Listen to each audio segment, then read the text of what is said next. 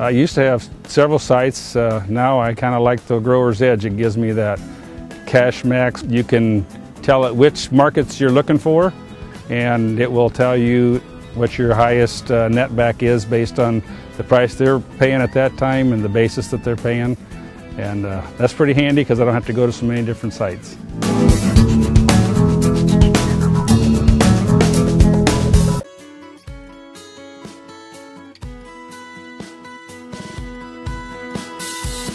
Good afternoon, welcome to GrainTV. My name is Cody Bills. Today is August 12th. We have the crop production report and the supply and demand report out today. Let's turn it over to the grain hedge trading platform and see where we close off the day. Corn trading down 17 3/4 cents, soybeans down 60 cents, and wheat in Chicago here trading down 13 1/4 cents on the day. Let's take a look at the first chart. This is November soybeans. It's a daily chart. Each one of these bars representing 1 day worth of price activity, and you'll notice today's price activity was very negative, busting through the lows that we saw back in mid-June and approaching the lows, or mid-July, and approaching the lows that we set back in June. Keep in mind that back in June we saw lows around $8.95. Today we printed lows around $9.01. I wouldn't be surprised if $9 even holds at least for the intraday tomorrow, but I do believe that the fundamentals that we saw out today, the report that we saw today, is a game changer. I think it puts us back into a situation where we have to be worried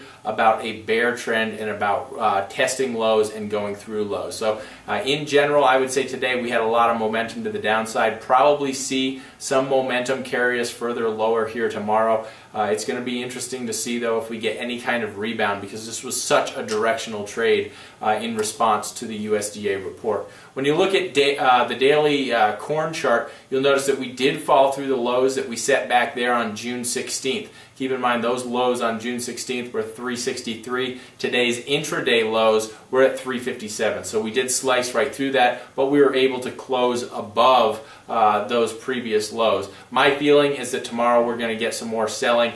Today's report was just very bearish. It showed ending stocks much higher than analysts were expecting, and it puts us back into a situation where, like I said, for soybeans, we have to be concerned about the market moving to new lows. When you look at December wheat, you'll notice we also have the same situation there. It's right around those lows. It's right around breaking into newer lows, and I wouldn't be surprised if we get that sort of price action in the weeks to come.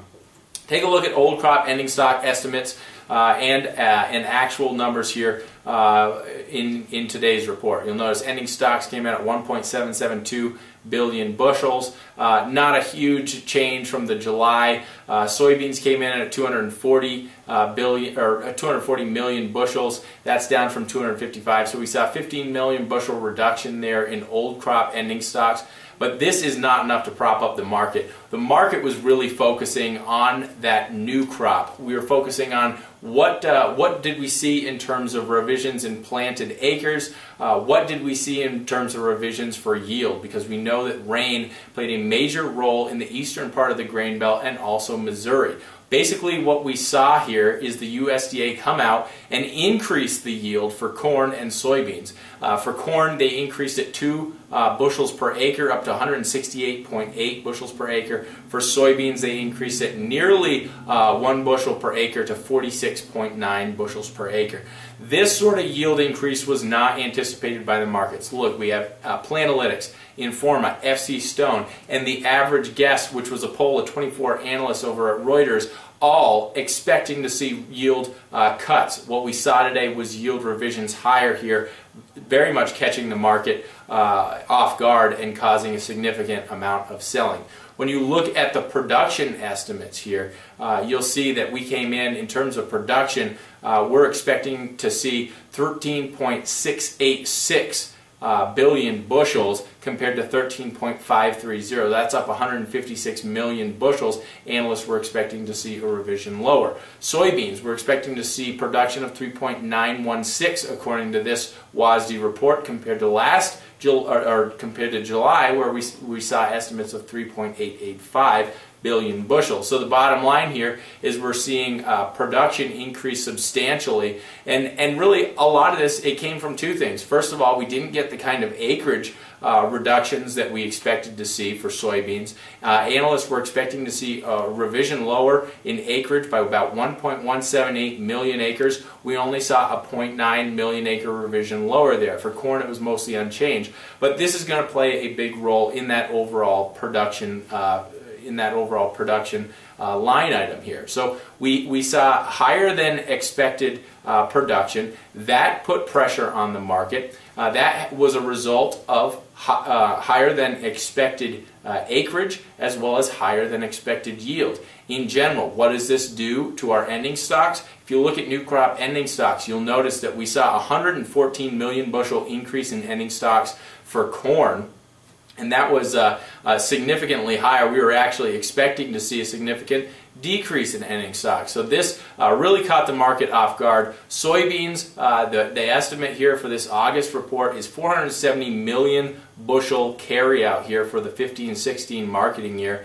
And that's up from 425 million bushels that was projected back in July. So you could see here the average analyst guess expecting to see 301 million bushel carryout for 15-16, and now we're looking at 470 million bushel. That's a difference of 169 million bushels, and really that is a major amount of soybeans when you look at the overall total of ending stocks, and so that really caused a significant amount of selling. So that, guys, is the reason why we traded sharply lower. I think these numbers do change the ball game a little bit here, and I think it does make producers need to be concerned here that prices could be retesting those lows and going through lows in the weeks to come. I think producers should be cautious here. It might be worthwhile to put on some sort of protection, at least in the short term, while emotions are running high. So guys, if you have any question, please give the office a call. The number is 877-472-4607. And remember that these opinions are my own. They are not, it is not necessarily what the market is going to do, but it is my opinion on it. And of course, we do look at these USDA reports relatively closely. So thanks a lot for tuning in. If you have any questions about what we had to say, please give the office a call. And I look forward to seeing you on Thursday.